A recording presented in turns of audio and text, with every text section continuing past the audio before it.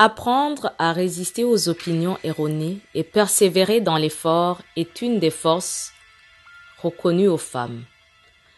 Tout de suite, la biographie d'une des pionnières.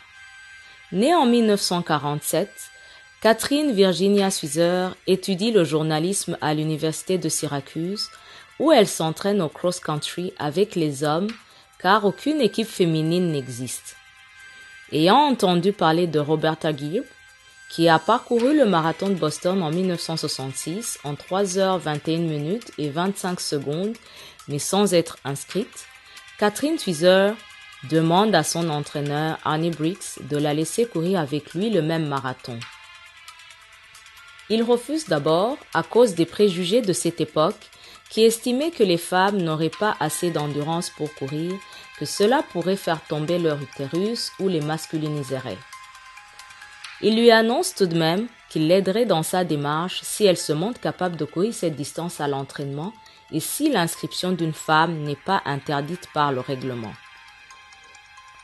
Comme elle parcourt davantage que la distance d'un marathon à l'entraînement et que le règlement du marathon de Boston n'interdit pas explicitement aux femmes de participer, Catherine parvient donc à convaincre Arnie Briggs de soutenir son inscription.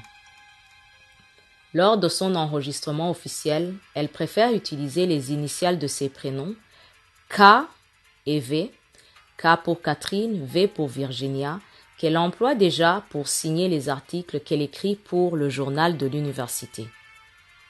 Elle a 20 ans. Le 19 avril 1967, jour de la course, elle porte le dossard 261. Elle est encouragée par les autres participants. Malgré son apparence et le fait qu'elle porte du maquillage, du rouge à lèvres et un serre-tête en plus de son short et d'un survêtement, elle n'est pas empêchée de prendre le départ aux côtés de son entraîneur Arnie Briggs et son compagnon Tom Miller, athlète de lancer de marteau. Au 6e kilomètre, elle est remarquée par le véhicule des journalistes et des organisateurs.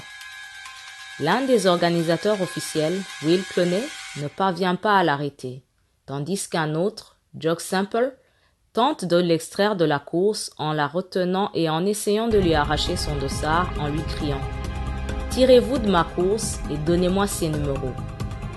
Elle est défendue par Arnie Briggs, qui demande à Semple de la laisser courir, puis par Tom Miller, qui pousse Semple vers le bas-côté d'un violent coup d'épaule, ce qui permet à Catherine de poursuivre son parcours.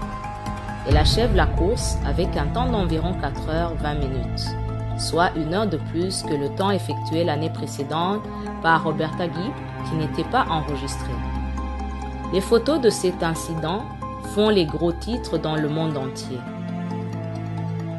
À la suite de sa course, Catherine est disqualifiée de celle-ci et suspendue par la Fédération américaine d'athlétisme qui interdit aux femmes les courses sur route. Catherine milite pour que l'association d'athlétisme de Boston permette aux femmes de participer au marathon et pour qu'un marathon féminin figure au programme des Jeux olympiques. Finalement, le marathon de Boston est officiellement ouvert aux femmes en 1972, où Catherine termine à la seconde place chez les femmes, et le premier marathon féminin olympique a lieu en 1984. Depuis 1967, elle travaille pour augmenter le nombre d'opportunités pour les femmes de courir en différents endroits du monde. Catherine remporte la victoire féminine au marathon de New York en 1974 avec un temps de 3h07 et 29 secondes, le 59e temps au total. Son meilleur temps personnel pour un marathon est de 2h51 37 secondes, réalisé à Boston en 1975.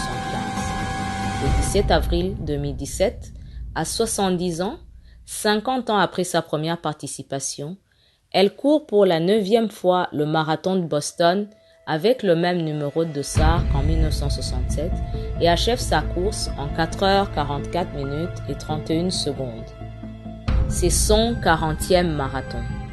Le 22 avril 2018, elle participe au marathon de Londres qu'elle termine en 4h44 et 49 secondes. Cette brave femme, Catherine Switzer, ne s'est jamais laissée abattre par les préjugés et les limites à sa passion. Qu'en est-il de toi et moi ? Soyons les Catherine de notre époque, résistons aux opinions erronées et fonçons pour notre passion pour augmenter comme elle les opportunités pour les autres femmes.